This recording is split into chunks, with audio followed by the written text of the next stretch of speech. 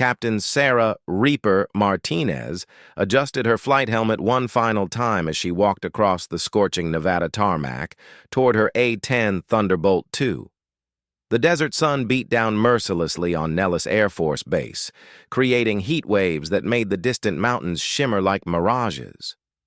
But Sarah's focus wasn't on the weather. It was on the sleek F-16 Fighting Falcons lined up across the flight line, their pilots already gathered in a loose circle, pointing in her direction. She could hear their laughter even from 50 yards away. "Look what they sent us," called out Major Jake Viper Thompson, the squadron's top F-16 pilot. His voice carried easily across the still desert air. "A bus driver." The other F-16 pilots chuckled, their pristine flight suits a stark contrast to Sarah's well-worn gear. These were the elite, the cream of the Air Force's fighter pilot community. Fast jets, fast lives, fast everything. They lived in a world measured in Mach numbers and G-forces, where split-second decisions meant the difference between glory and a fireball. Sarah had heard it all before. In the fighter pilot world, A-10 pilots were considered the slow kids, the ones who couldn't cut it in real fighters. The Warthog, as the A-10 was affectionately known, was built around a massive 30mm cannon and designed to fly low and slow, supporting ground troops. It was tough, reliable, and about as fast as a commercial airliner. In a world obsessed with speed and agility, the A-10 was the ugly stepchild. "Heard she thinks she's hot stuff," said Captain Rick Blade Morrison, adjusting his aviator sunglasses. "Some kind of ace back in Afghanistan." "Yeah, right," Viper laughed. "How many air-to-air kills can you rack up against guys riding camels?" Sarah kept walking, her expression neutral. She'd learned long ago that responding to the taunts only made things worse. Let them think what they wanted. Today would be different. Today, she'd finally get the chance to show these hotshots what a real pilot could do with the right aircraft. The joint training exercise had been months in the planning. Red Flag 24-3 was bringing together units from across the Air Force, simulating complex combat scenarios against a well-trained opposition force. For 2 weeks, they'd be flying missions that pushed every pilot to their limits. The F-16s would handle air superiority and precision strikes, while Sarah's A-10 would provide close air support. At least, that was the plan. Colonel James "Hammer" Davidson, the exercise commander, had other ideas. Standing near the operations building, he watched the interaction between the pilots with interest. Davidson was old school, a veteran of the Gulf War who'd flown F-4 Phantoms before transitioning to command roles. He knew talent when he saw it, and he'd been watching Sarah's career with growing interest. Her record was impressive, almost suspiciously so. 3 tours in Afghanistan, over 400 combat hours, and a reputation for precision that bordered on legendary among the ground troops she'd supported. The infantry called her the Angel because of her uncanny ability to put ordnance exactly where it needed to go, often danger close to friendly positions. But combat performance in a counterinsurgency environment was one thing. Going up against trained pilots in modern fighters was entirely different. Davidson had read Sarah's file cover to cover. Born in El Paso, Texas, she'd grown up around aviation. Her father had been a crew chief on A-10s during the First Gulf War, and she'd spent her childhood listening to his stories about the Warthog's legendary toughness and the pilots who flew them. While other kids dreamed of flying F-16s or F-22s, Sarah had always wanted to fly the A-10. She'd graduated third in her pilot training class, high enough to have her pick of aircraft. Everyone expected her to choose fighters. Instead, she'd shocked her instructors by requesting A-10s. Some thought she was crazy. Others whispered that she couldn't handle the pressure of real fighter training. They were all wrong. Sarah had chosen the A-10 because she understood something that most pilots didn't. In modern warfare, the mission mattered more than the machine. While fighter jocks chased glory in air-to-air combat that rarely materialized, A-10 pilots were doing the real work, saving lives and completing missions that mattered. Every sortie was different, every target unique, every decision critical. But understanding the mission and proving yourself to your peers were two different things entirely. As Sarah completed her pre-flight inspection, running her hands along the Warthog's battle-scarred skin, she reflected on the path that had brought her here. The A-10 wasn't pretty. It looked like it had been designed by committee and built in a scrapyard. The engines were mounted high on the fuselage. The cockpit was surrounded by a titanium bathtub for protection, and the whole aircraft seemed to squat on the ground like a mechanical toad. But Sarah loved every ungainly inch of it. This particular Warthog, tail number 780685, had been her mount for the last 18 months. They'd been through hell together over the mountains of Afghanistan, dodging surface-to-air missiles and threading their way through narrow valleys to deliver precision strikes against Taliban positions. The aircraft bore the scars of that deployment. Patches where shrapnel had been repaired, new panels where others had been shot away entirely. The nose art, painted by Sarah herself, showed a grim Reaper in a pilot's helmet, scythe in hand. "Hey, Reaper!" Sarah turned to see Lieutenant Colonel Marcus Wolf Williams approaching. Wolf was the A-10 squadron commander, a soft-spoken Mississippian who'd flown Warthogs for 15 years. Unlike the brash F-16 pilots, Wolf carried himself with quiet confidence born of experience. He'd seen enough combat to know that the loudest pilots weren't always the best ones. "How you feeling about today?" Wolf asked, stopping beside the aircraft. Sarah shrugged. "Same as always, sir. Ready to do the job." Wolf smiled. He'd been watching the interaction between Sarah and the F-16 pilots, and he could see the tension building. "You know they're going to try to show you up out there. Let them try." "That's what I like to hear." Wolf's expression grew serious. "But remember, this isn't Afghanistan. These guys are good, and they're flying aircraft designed specifically for air combat. Don't let pride get you into trouble." Sarah nodded, but Wolf could see the fire in her eyes. He'd seen that look before, usually right before one of his pilots did something spectacularly stupid or spectacularly brilliant. With Sarah, it was usually the latter, but the margin for error was razor thin. Across the flight line, the F-16 pilots were completing their own pre-flight rituals. The Falcon was a work of art compared to the utilitarian A-10, sleek lines, swept wings, and an engine that could push the aircraft to twice the speed of sound. Everything about it screamed speed and agility. The pilots who flew them were cut from similar cloth. Young, aggressive, and absolutely convinced of their own superiority. Viper Thompson was the worst of them. A graduate of the Air Force Academy, he'd been flying F-16s for 8 years and had never met a confidence he didn't like. He was genuinely skilled. His record in training exercises was impressive, and he'd flown combat missions over Syria and Iraq. But success had made him arrogant, and arrogance in a fighter pilot was a dangerous thing. "So what's the deal with this chick?" asked Captain Lisa Venom Rodriguez, the only other female pilot in the F-16 squadron. Unlike her male colleagues, she wasn't dismissive of Sarah. Competition from another woman pilot actually intrigued her. "Claims she's some kind of ground attack specialist," Blade Morrison replied. "Supposed to be real accurate with the gun." "Gun?" Venom laughed. "When's the last time anybody won a fight with the gun? This isn't World War II." That attitude was exactly what Sarah was up against.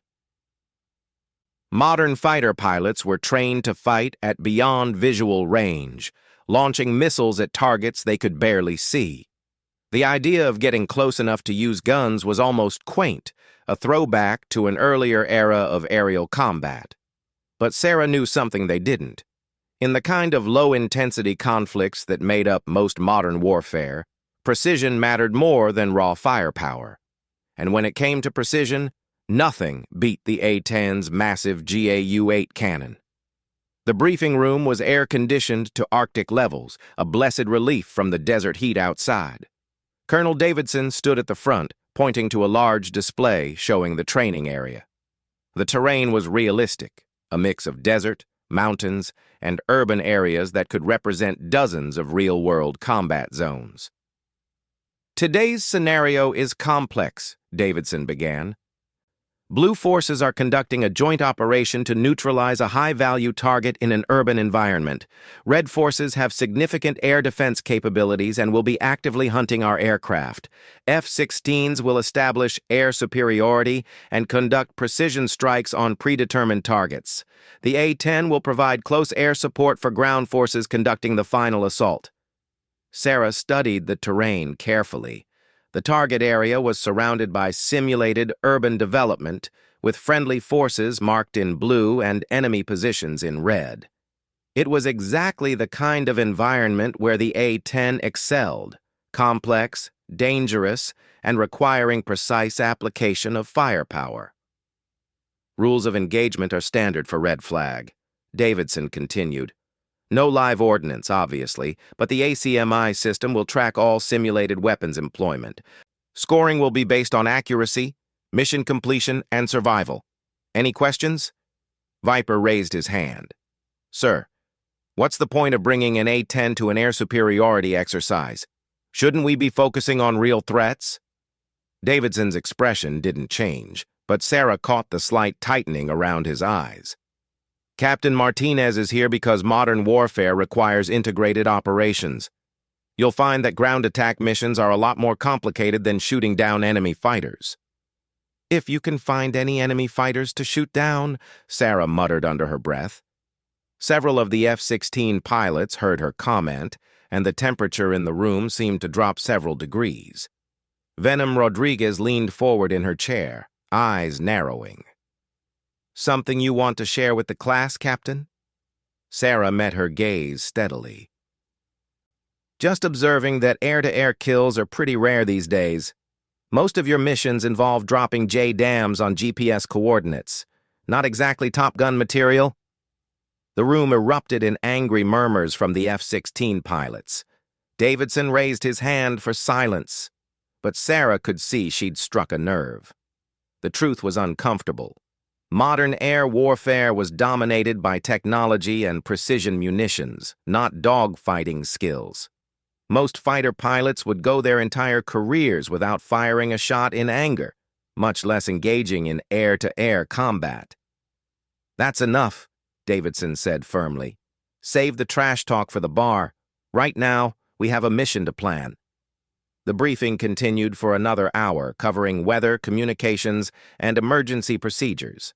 Sarah took notes, but her mind was already in the cockpit, visualizing the mission profile. The target was a simulated terrorist compound in the center of a dense urban area. Friendly forces would be advancing from 3 directions, requiring precise coordination to avoid fratricide. It was exactly the kind of mission she'd flown dozens of times in Afghanistan. As the pilots filed out to their aircraft, Sarah found herself walking beside Venom Rodriguez. The other woman was older, probably early 30s, with the kind of lean build that came from regular PT and a competitive nature. "You know they're going to come after you hard out there," Venom said quietly. Sarah glanced at her, surprised by the warning. "Let them. I'm serious. Viper's got something to prove, and he doesn't like being shown up, especially not by—" She paused. "By a woman flying a bus?" Venom smiled grimly. "Something like that. Just watch your 6 out there. Training accidents happen." The warning was more than Sarah had expected from any of the F-16 pilots, and she filed it away for future reference. Competition was one thing, but if Viper was willing to risk an accident to make a point, that changed the calculus entirely. The desert sun was reaching its peak intensity as the pilots began their engine start procedures. Sarah strapped herself into the A-10's cockpit, running through the familiar sequence of switches and checks. The twin General Electric turbofan engines spooled up with their characteristic whine, and the aircraft's systems came online one by one. To her left and right, the F-16s were starting their engines as well, the single Pratt & Whitney turbofan in each aircraft producing a much deeper roar. The Falcons looked sleek and predatory on the ramp, like hunting cats preparing to pounce. The A-10 looked like exactly what it was, a flying tank built to absorb punishment and keep fighting.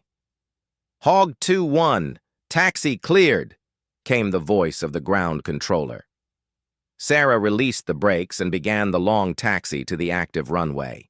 The A-10 moved with deliberate, almost stately pace, its landing gear designed more for durability than speed. Behind her, she could see the F-16s following, their pilots probably chafing at the slow pace. The tower cleared them for takeoff in rapid succession. Sarah pushed the throttles forward and felt the familiar sensation of the Warthog accelerating down the runway. The aircraft was heavy with simulated ordnance, training versions of Maverick missiles, cluster bomb units, and a full load of 30mm ammunition for the massive cannon. Even so, the A-10 lifted off smoothly, climbing away from the desert floor toward the training area.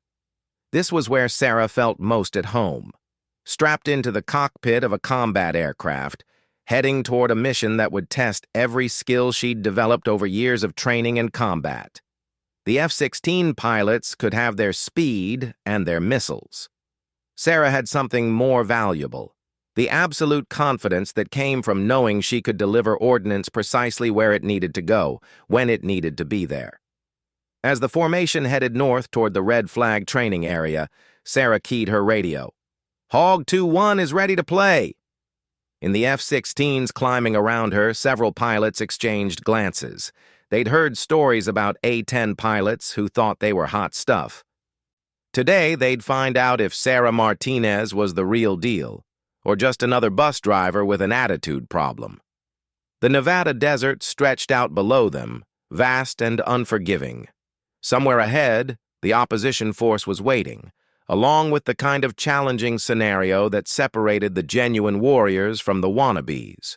For Sarah, it was just another day at the office, but for the F-16 pilots who'd spent the morning dismissing her capabilities, it was about to become a very educational experience. The radio crackled with routine check-ins as the formation approached the training area boundary. Soon, the real test would begin. The training area sprawled across thousands of square miles of Nevada desert, dotted with realistic targets and defended by some of the most sophisticated air defense systems in the world. As Sarah's formation crossed into the exercise boundary, the radios came alive with the controlled chaos of modern aerial warfare. Magic, magic. Viper 1-1 checking in as fragged. 4 ship of Vipers with mixed ordnance. Playtime 3+00. Sarah listened to Viper Thompson's check-in with the exercise controllers. The F-16s were loaded with simulated air-to-air missiles and precision-guided munitions, ready to establish air superiority before moving on to their ground attack targets. Standard doctrine, executed by the book. Hog 2-1, checking in with 1A10, mixed ordnance, playtime 3+15, Sarah transmitted. The extra 15 minutes of fuel was one of the A-10's advantages. While the thirsty F-16s would be heading home or to tankers, the efficient Warthog could loiter over the battlefield, ready to respond to calls for help. "Copy all, this is Magic. Be advised, Red Air is active in your area.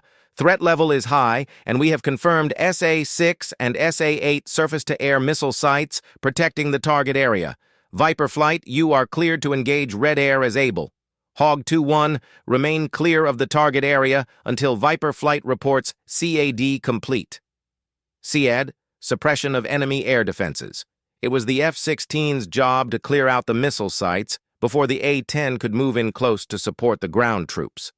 Sarah throttled back and began orbiting 20 miles south of the target, watching her radar warning receiver for signs of enemy activity. She didn't have to wait long. "Viper 1-1, contact! 2 flankers 20 miles north, high!" Sarah's blood quickened. The opposition force was flying F-15s configured to simulate Russian Sukhoi Su-27 flankers, large, powerful fighters designed specifically to hunt and kill American aircraft. This was about to get interesting. "Viper 1-2 tally, engaging!" The radio chatter became rapid fire as the F-16s maneuvered for position. Sarah could see contrails high above as the fighters jinked and turned, each pilot trying to gain advantage. The engagement lasted less than 3 minutes. Viper 1-1 Fox 3, Thompson called, indicating a simulated AIM-120 missile launch. Viper 1-2 Fox 3. Kill, kill, splash 2 flankers, came the voice of the exercise controller.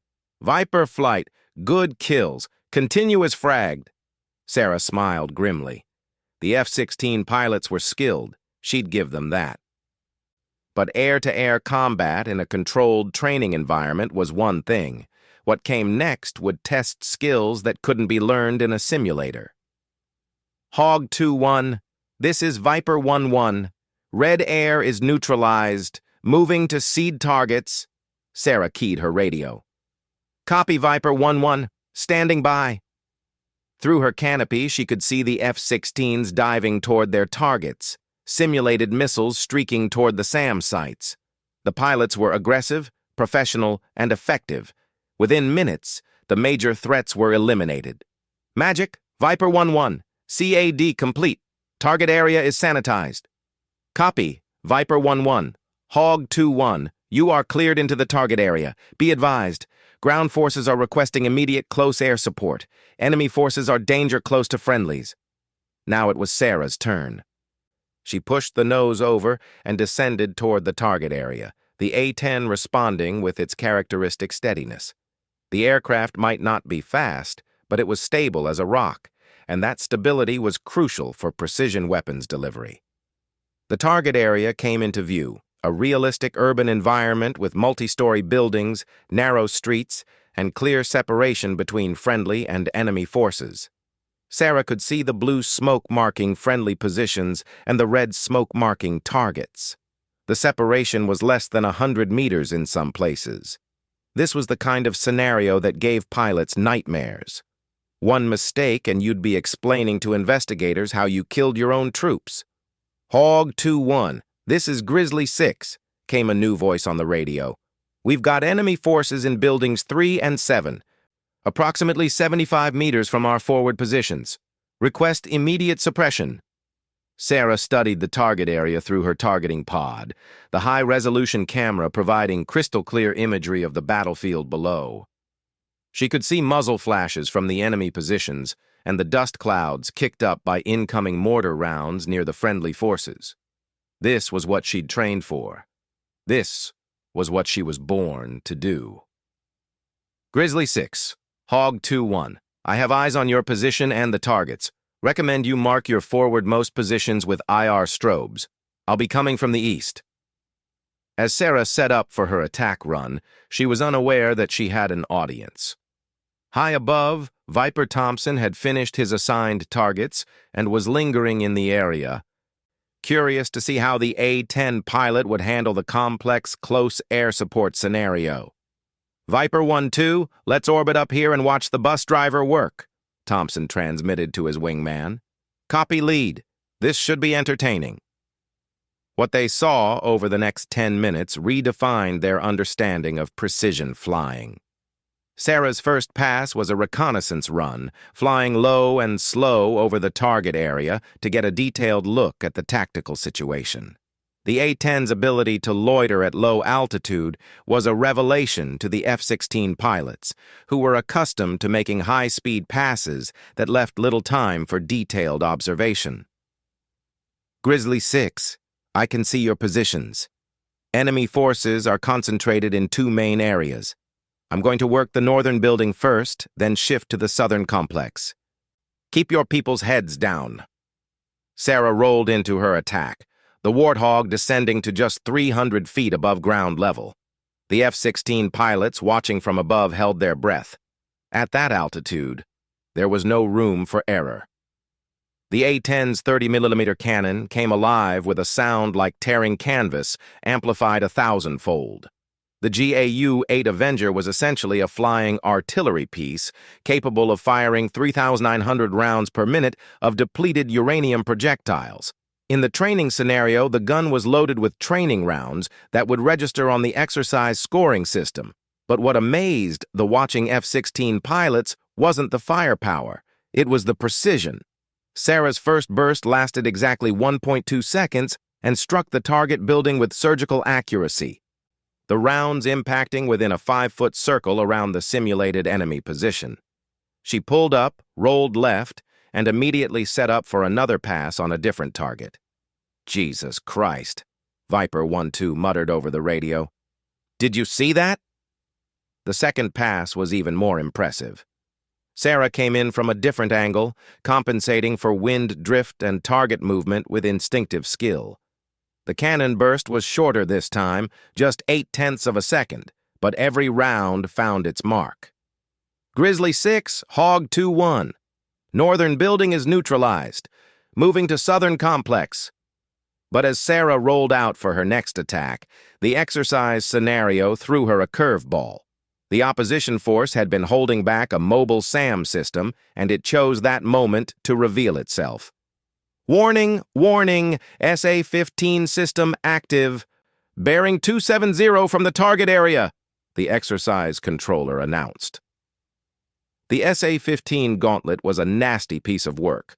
A short-range surface-to-air missile system specifically designed to target low-flying aircraft like the A-10.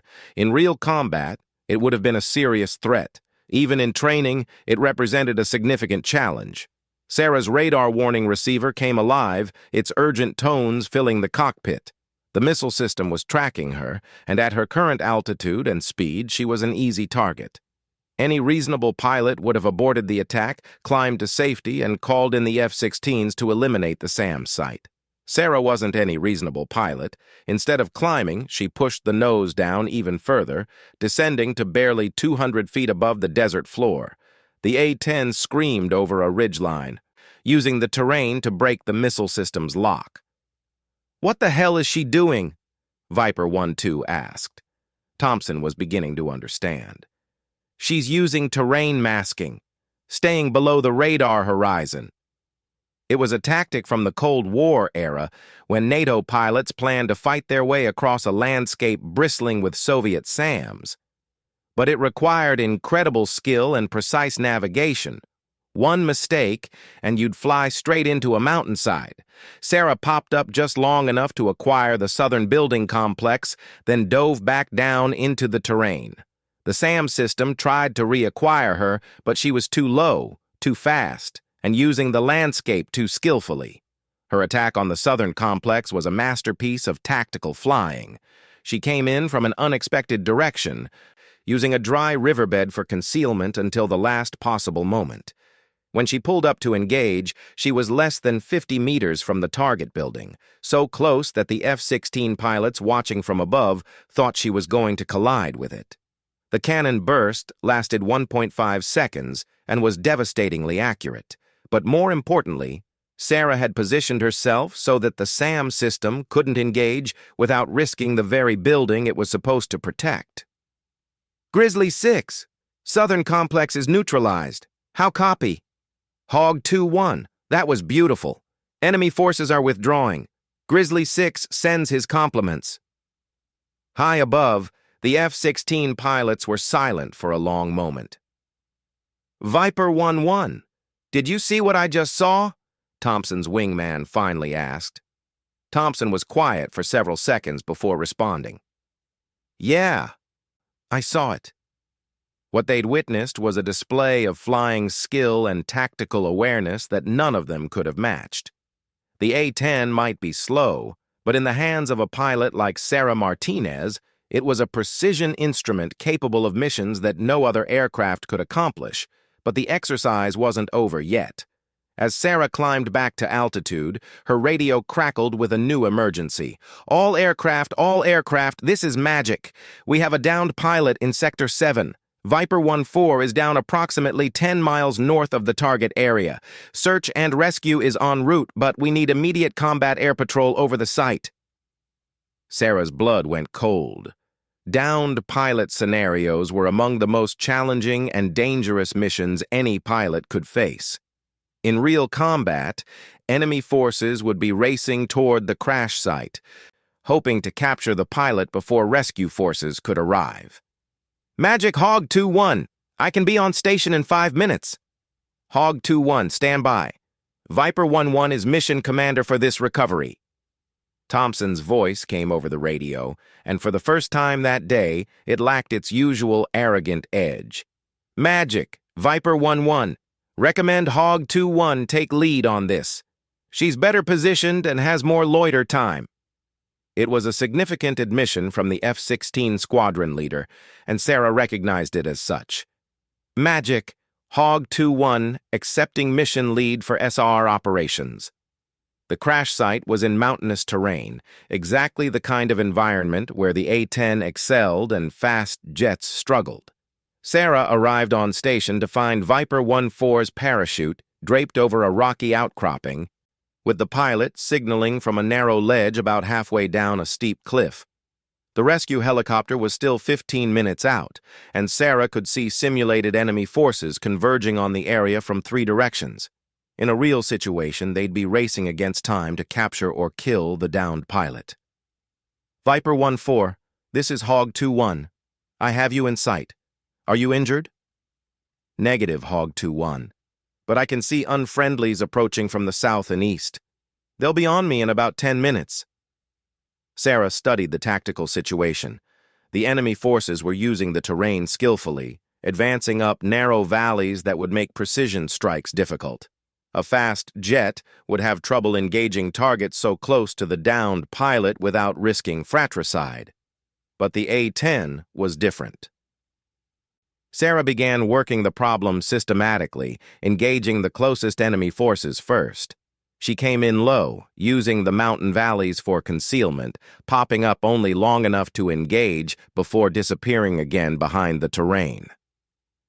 The F-16 pilots, still orbiting high above, watched in fascination as Sarah turned the mountains into her personal playground. She used every ridge, every valley, every bit of terrain to her advantage, appearing and disappearing like a ghost. Her first attack eliminated the eastern force with a precise cannon burst that sent simulated enemy vehicles scattering for cover. She rolled out, descended into another valley, and emerged on the southern flank of the second group. How is she doing that? Viper 1-2 asked. Thompson was studying Sarah's flight path on his tactical display, trying to understand how she was navigating the complex terrain so effortlessly. She's using contour flying, following the ground level that closely takes incredible skill. The second enemy force was more challenging. They'd taken positions among the rocks that provided natural camouflage. Sarah made 2 passes before identifying all the targets, then executed a textbook low-angle strafe that eliminated the entire group without coming within 100 meters of the downed pilot. The third enemy force had almost reached the base of the cliff when Sarah engaged them. This time, she used a different tactic entirely, coming in from directly overhead in a dive that the F-16 pilots would have considered suicidal in such terrain. The A-10 plummeted toward the rocky ground like a falling anvil, pulling out at the last possible moment to deliver a devastating gun run that scattered the remaining enemy forces. Sarah climbed out of the valley just as the rescue helicopter arrived on station. Pedro 1-1, Hog 2-1 has the area secure. Viper 1-4 is ready for pickup. The rescue went smoothly, the helicopter crew professionally grateful for the A-10's protection. But as the formation headed home, Sarah noticed something different in the radio chatter from the F-16 pilots. The mockery was gone, replaced by something she hadn't expected. Respect. Hog 2-1, this is Viper 1-1, Thompson's voice came over the radio. That was some impressive flying back there. Sarah keyed her radio. Just doing the job, Viper 1-1. Copy that. But I've got to ask, where did you learn to fly like that? It was a question Sarah had been waiting for someone to ask. Afghanistan, mostly. You learn things when people are shooting at you for real. The radio was quiet for several seconds. As the formation approached Nellis Air Force Base, Sarah reflected on what had just happened. She'd proven herself to the F-16 pilots, but more importantly, she demonstrated that the A-10 and its crews brought capabilities to the fight that no other aircraft could match. The desert sun was beginning to set as they entered the traffic pattern, painting the mountains in shades of red and gold. It had been a good day's work, but Sarah suspected that the real test was still to come. In the F-16s around her, the pilots were having similar thoughts. The mission debrief would be interesting, and word of the day's events would spread quickly through the fighter pilot community. Sarah Martinez had made her point. Now she'd have to live up to the reputation she'd just created. The debrief room was unusually quiet as the pilots filed in, their flight gear still damp with sweat from the Nevada heat. Sarah took her customary seat in the back corner, a habit developed over years of being the outsider in rooms full of fighter pilots. But today felt different. The usual pre-debrief chatter was subdued, and she caught several F-16 pilots glancing in her direction with expressions she'd never seen before. Colonel Davidson entered carrying a thick folder of mission data, his expression unreadable. The scoring computers had been working overtime, analyzing every aspect of the day's missions. Gun camera footage, radar tracks, communication logs, and targeting data had all been compiled into a comprehensive picture of each pilot's performance. "Gentlemen, lady," Davidson began, nodding towards Sarah and Venom Rodriguez, "today was illuminating in ways I hadn't expected." He activated the large display screen at the front of the room. The first image showed a tactical overview of the entire exercise, with aircraft tracks color-coded by type. The F-16's paths were sharp angular lines indicating high-speed intercepts and precision strikes. Sarah's A-10 track was different, a complex weaving pattern that seemed to touch every part of the battle space. "Let's start with air-to-air engagement," Davidson continued. "Viper flight performed textbook intercepts, neutralizing the red air threat in minimal time with no losses." "Excellent work." Viper Thompson nodded acknowledgement, but his usual swagger was noticeably absent. Moving to CAD operations. The display shifted to show the suppression of enemy air defenses phase. Again, Viper flight executed professionally, eliminating primary SAM threats on schedule. Davidson paused, studying his notes. "Now, let's talk about close air support." The screen changed to show Sarah's attack runs on the urban target complex. The gun camera footage was remarkable, each burst of cannon fire precisely placed, with impacts clustered in spaces measured in feet rather than yards. "Captain Martinez, your accuracy scores are—" Davidson paused, double-checking his numbers. 97% first-pass effectiveness on targets within danger-close proximity to friendly forces." A murmur rippled through the room. 97% was virtually unheard of in close air support scenarios, especially with the constraints of the urban environment. "But more importantly," Davidson continued, "you demonstrated tactical innovation when faced with the SA-15 threat. Your use of terrain masking allowed mission completion without requiring additional CAD assets." The screen showed Sarah's low-level flight path, weaving through valleys and ridgelines at altitudes that made several F-16 pilots unconsciously hold their breath just watching. "Sir," Viper Thompson raised his hand, "I have to ask, how close to the ground was she flying during those attack runs?" Davidson smiled grimly. "Minimum altitude recorded was 137 feet above ground level in mountainous terrain. At night would be impressive."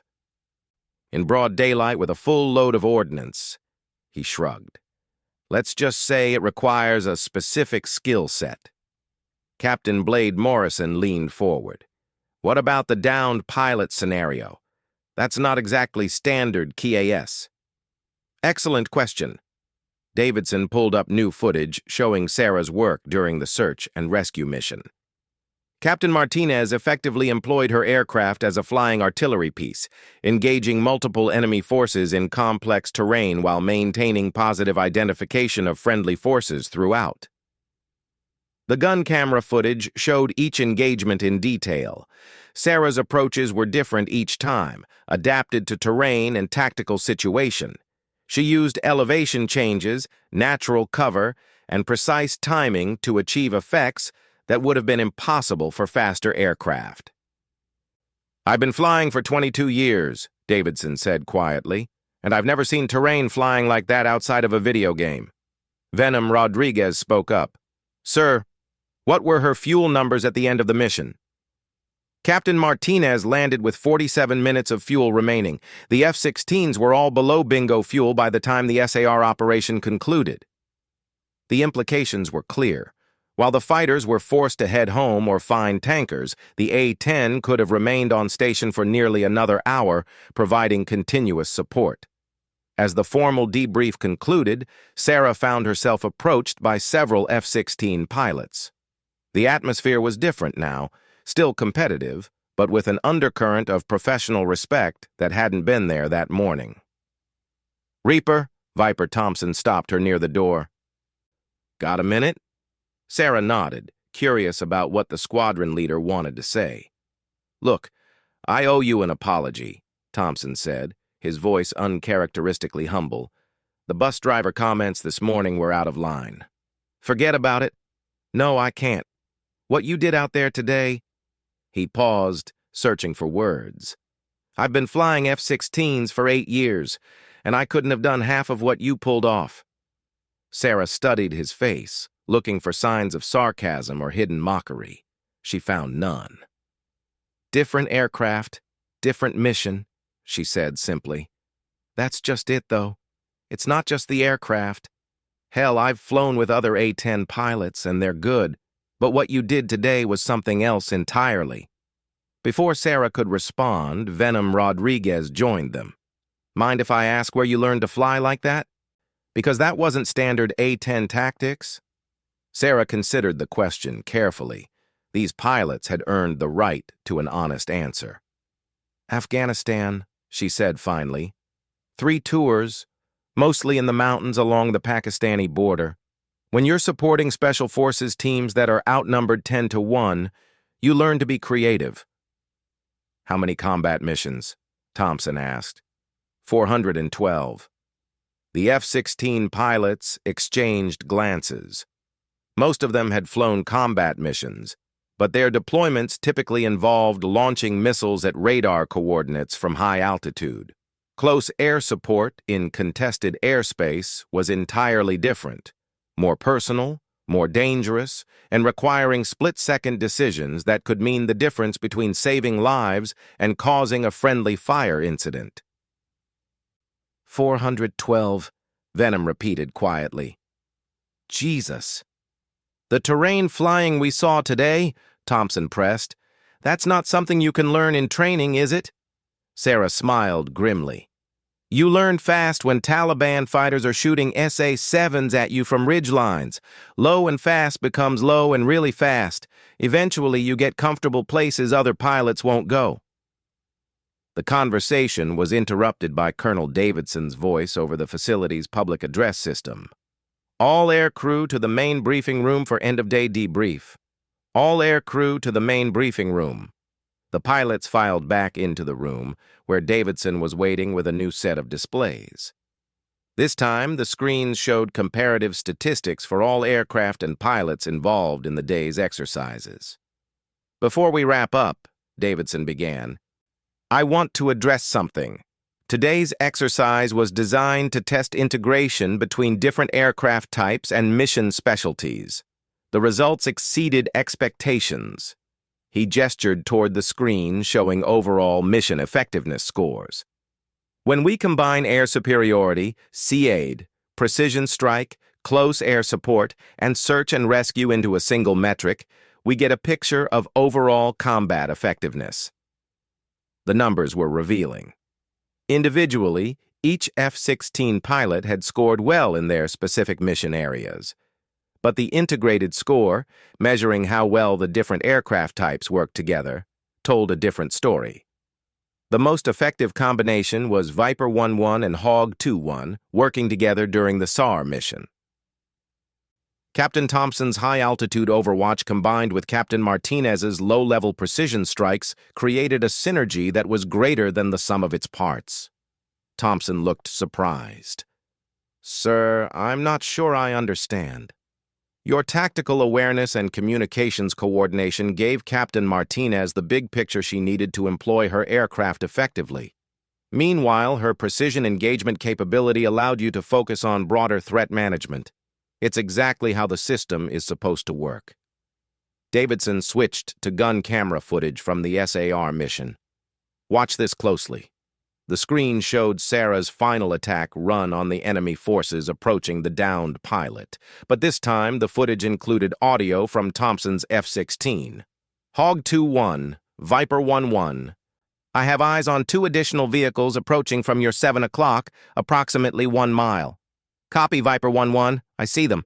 Give me 30 seconds to clear this group and I'll swing around. Roger. Be advised, Pedro flight is 2 minutes out. The coordination was seamless, each pilot using their aircraft's strengths to support the overall mission. This is what we're trying to achieve, Davidson explained. Not competition between aircraft types, but integration that maximizes combat effectiveness. As the formal briefing ended, Sarah gathered her gear and headed toward the door. She was looking forward to a quiet dinner and some time to process the day's events. But Captain Rick Morrison intercepted her in the hallway. "Reaper, hold up!" Sarah turned, expecting another apology or compliment. Instead, Morrison's expression was serious. "I wanted to ask you about something. During the SAR mission, when you were engaging those forces in the valley, how did you know where they were? I was watching from 15,000 feet and could barely make them out." It was a good question, and one that got to the heart of what made a truly exceptional close-air support pilot. "Experience, mostly," Sarah said. "After a while, you learn to read terrain the way infantry does. Cover and concealment, fields of fire, natural choke points. Enemy forces move predictably if you understand the ground." "But the precision," Morrison pressed. "I mean, some of those shots were inside 50 meters of the friendlies." 53 meters was the closest, Sarah corrected, and that was well within acceptable parameters for 30 millimeters. Morrison stared at her. "You remember the exact distance?" "I remember all of them. 68 meters, 49 meters, 73 meters. When you're shooting that close to friendlies, you'd better know exactly where your rounds are going." The F-16 pilot was quiet for a moment. "We don't train for that level of precision in the Viper." "Different mission," Sarah said again. "You guys are optimized for different threats." But as she walked toward her quarters, Sarah reflected on the truth behind her words. The A-10 community did train for precision that other aircraft couldn't match, but what she demonstrated today went beyond standard training. It was the product of years of combat experience, hundreds of missions where the margin for error was measured in feet rather than miles. Her phone buzzed with a text message from Lieutenant Colonel Wolf Williams. "Heard you had an interesting day. Squadron commanders meeting tomorrow at 0800. You're invited." Sarah frowned. Squadron commanders' meetings were typically for lieutenant colonels and above. Her presence would be unusual, to say the least. The next morning, she found herself in a conference room with some of the most senior pilots at Nellis Air Force Base. Besides Wolf and Colonel Davidson, there were squadron commanders from F-15, F-22, and B-1 units, plus several officers she didn't recognize. "Gentlemen," Davidson began, "Captain Martinez is here because yesterday's exercise highlighted some important points about aircraft integration and pilot training. He activated a display showing comparative statistics from dozens of red flag exercises over the past 2 years. We've been tracking effectiveness scores across different mission types, and we've identified some interesting trends. The data showed that while individual aircraft performed well in their designed roles, truly complex missions requiring multiple aircraft types often suffered from coordination problems. Captain Martinez," Davidson addressed her directly, "your performance yesterday suggests that some pilots develop integration skills that go well beyond standard training. I'd like to understand how." Sarah looked around the room at the collection of senior officers. all waiting for her answer. She took a breath and decided to be completely honest. "Sir, I think it comes down to mindset. Most pilots are trained to think about their aircraft's capabilities first, then figure out how to apply them to the mission. In close air support, you have to think about the ground situation first, then figure out how your aircraft can contribute." Colonel Jeff "Hawk" Peterson, the F-15E squadron commander, leaned forward. "Can you elaborate on that? When I'm supporting troops in contact, I'm not thinking about the A-10's gun or missiles. I'm thinking about what the guys on the ground need, where the threats are, how the terrain affects the tactical situation. The aircraft is just a tool for solving their problem." "That's a significant philosophical difference," Davidson observed. "Yes, sir, it is. And it affects how you train, how you plan missions, how you work with other aircraft. If everyone's thinking about the ground situation first, integration happens naturally." The room was quiet as the senior officers digested this perspective. "Captain," Hawk Peterson said finally, "would you be interested in helping us develop some new training scenarios? Based on what Colonel Davidson showed us, there are lessons here that could benefit all our pilots." Sarah glanced at Wolf Williams, who nodded encouragingly. "Yes, sir. I'd be honored."